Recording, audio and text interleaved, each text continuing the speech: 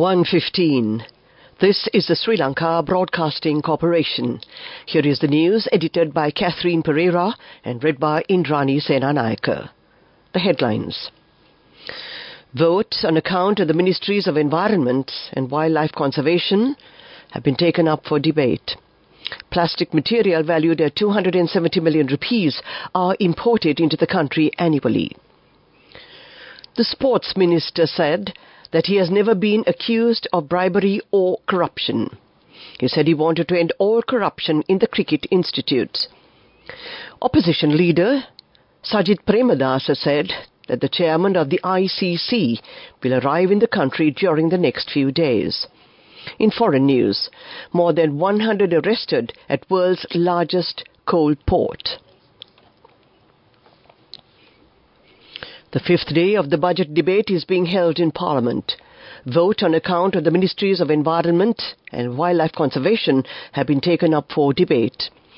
Commencing the debate, parliamentarian Ajit Manamperama said that 4.5 metric tons of plastic material valued at 270 million rupees are imported into the country annually. Minister Keheliya Rambukwella said that it is the duty of all citizens to protect the environment. The natural resources should be utilized for human needs. Measures should be taken to improve the sustainable development in the country. Minister Roshan Ranasinghe said that although he held several portfolios, he has never been accused of bribery or corruption.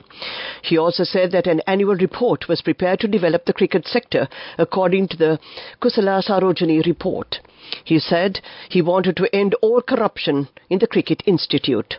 Opposition leader Sajith Premadasa said that the chairman of the ICC will arrive in the country during the next few days.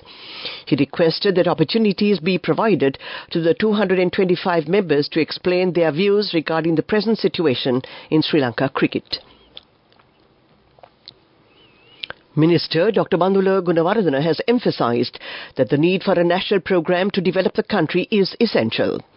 Participating in the Dasadesin Hatha program of the SLBC, he said that priority will be given to bring investors into the country. As the President stated, a clear program should be prepared in future on the payment of foreign debts. This news comes to you from the Sri Lanka Broadcasting Corporation, and we continue with local news. State Minister Geeta Kumarasinghe says that the Child Protection Authority will conduct an investigation into the incident where Sri Lankan children have been sold to foreign countries through Malaysia. She also stated that the support of the Immigration and Emigration departments will be obtained in this regard. 169 child abuse cases have been identified in many children's homes. An investigation into this matter should be conducted immediately. Explaining these views, Minister Susil Premajayantha said that this program will be implemented from next year. Priority will be given to children in rural areas. The donation of shoes for school children will begin on the 4th of next month. Minister Mahinda Amarweera says that several plans will be implemented to uplift the agricultural sector with the new budget proposals.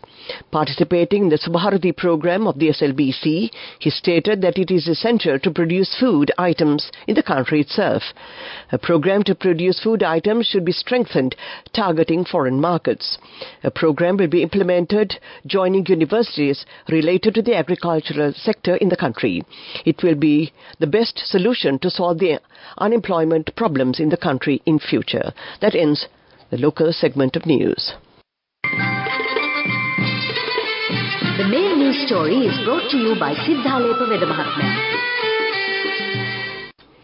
The Agricultural and Agrarian Insurance Board has initiated a program to provide compensation to farmers whose crops were damaged in the yellow season. Compensations were paid under the patronage of Minister Mahinda Amarweera yesterday in Ambalapetia.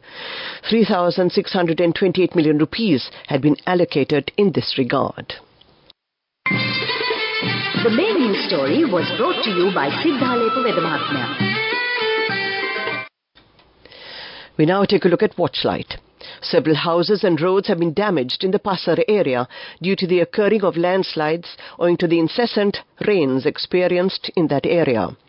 State Minister Chamara Sampath Dasanayake was engaged in an observation tour of the area and informed officials to take speedy measures to repair those houses and to renovate the roads. World News, first the headlines. More than 100 arrested at world's largest coal port. 3 Palestinian students shot near US campus. 4-year-old girl among released hostages. A 2-day blockade of the world's largest coal port has triggered 109 arrests. Hundreds of activists swam or used kayaks to occupy the Newcastle's port shipping lane in Australia to protest climate inaction. They claim the disruption prevented over 500,000 tons of coal from leaving the country. Australia is the world's second biggest coal exporter and relies on fossil fuel for its own electricity needs. Located roughly 170 kilometres from Sydney, the port of Newcastle is the country's most important terminal for coal shipments. The families of 3 Palestinian students shot in Vermont on Saturday have urged police to investigate the attack as a hate crime. Hisham Abartani, Tashin Ahmed and Kinan Abdelhamid were confronted and shot by a man near the University of Vermont campus, Burlington police said. Officers are investigating a possible motive, but they said they were wearing keffiyeh, a traditional scarf, and speaking Arabic when attacked. Police are searching for the suspect. Burlington Police Chief John Mura said 2 victims are in a stable condition and the third has suffered much more serious injuries. A 4-year-old Israeli-American girl who was kidnapped by Hamas during its 7th October attack in southern Israel was among the 17 hostages released by the group on Sunday. Abigail Idan was just 3 years at the time when she was taken hostage from a home where her parents were attacked and killed by Hamas gunmen. She turned 4 while she was held hostage by Hamas. Abigail's family said, "We hoped and prayed today that she would come back. There are no words to express our relief and gratitude that Abigail is safe and coming home," said Liz Hirsch Naftali, Abigail's great-aunt, and Noah Naftali, her cousin, in a statement. To end this bulletin of world news, the headlines again. More than 100 arrested at world's largest coal port. 3 Palestinian students shot near US campus. 4-year-old girl among released hostages. That ends this bulletin of world news. Development news. Construction work of the 10-storied building with all facilities to provide clinical training for the medical faculty of the Uwe Wellassa University commenced yesterday. 2.26 billion rupees will be spent in this regard. Construction work is scheduled to be completed by the year 2025. Moving on with sports news. The third T20 match between the Australian team and the Indian team will be played in Guwahati tomorrow. The Indian team won the 2 T20 matches they played against Australia. 5 T20 matches are scheduled to be played between the 2 nations, and that was sports news.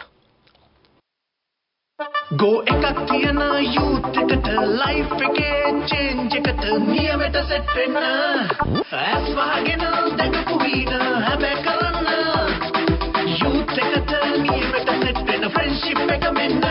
The all-new NSB Ithru account. NSB IM, a plan for your dream. Business News, sponsored by National Savings Bank, the safest place for your money.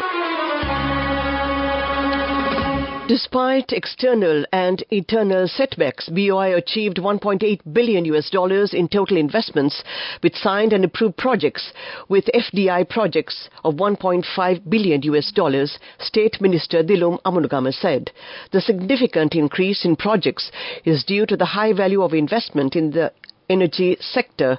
Investments such as Adani Corporation, Sinopec, RM Parks with Shell, and further sectors such as ITC, BPO, tourism and manufacturing are the sectors getting more investments. Business News, sponsored by National Savings Bank, the safest place for your money. Go එකක් තියන youth එකට life එකේ change එකට නියමෙට set වෙන්න ඇස් වහගෙන දැකපු වීන හැබැයි කරන්න youth එකට නියමෙට set වෙන්න friendship එක මෙන්න. The all-new NSB Ithru account. NSB IAM, a plan for your dream. Facet Sri Lanka 2024, Asia's leading gem and jewellery exhibition, organised by the Sri Lanka Gem and Jewellery Association, announced the unveiling of the country's first ever sustainability pavilion.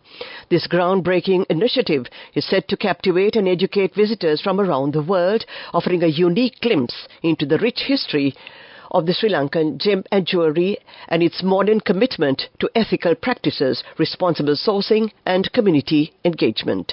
At the heart of the Sustainability Pavilion, Facet Sri Lanka 2024 presents a historical journey through the evolution of Sri Lankan gem and jewellery industry. Weather report. And finally, we take a look at the weather report. Showery weather conditions are expected to enhance over most places of the island for the next few days starting from today. Showers or thundershowers will occur at times in the eastern and Nuva provinces. Several spells of showers will occur in the northern and north-central provinces. Showers or thundershowers may occur at several places in other provinces of the island after 2 p.m. Fairly heavy showers of about 75 millimeters are likely at some places in the central, Uva, western and the Sabaragama provinces and in the Gaul and Matara districts. To end this afternoon's news broadcast, the headlines again. Vote on account of the Ministries of Environment and Wildlife Conservation have been taken up for debate. Plastic material valued at 270 million rupees are imported into the country annually. The sports minister said that he has never been accused of bribery or corruption.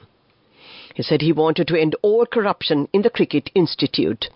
Opposition leader Sajid Premadasa said that the chairman of the ICC will arrive in the country during the next few days.